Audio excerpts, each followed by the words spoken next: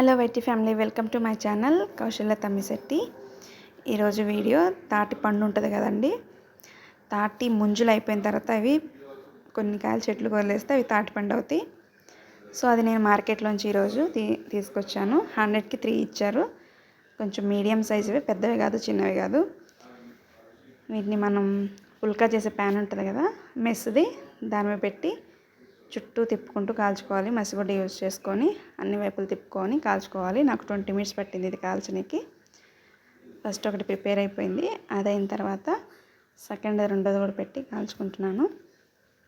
మా పిల్లలు తింటారని 2 కాల్చానండి, బట్ వాళ్ళు తినలే. మా ఆయన నేను తిన్నాము. ఇక్కడ రెడీ అయిపోయింది. కాల్చేసాను, ఇంకొకటి మళ్ళీ కాల్చుకుంటున్నా. మొత్తం 3 కదా, పక్కన ఒకటి ఉంచుకున్నాను నేను, నెక్స్ట్ డే తినొచ్చులే అని. చాలా బాగుంది అసలు. మా మమ్మీ ఇక్కడ కాల్చిన తర్వాత దాన్ని ఓపెన్ చేశారు. 3 గింజలు వచ్చినాయి వీటికి. ఈ గింజలు భూమిలో పెట్టిన తర్వాత ఈ తేగలు అవుతాయి అంట. గట్టిగా లాగించేసాను.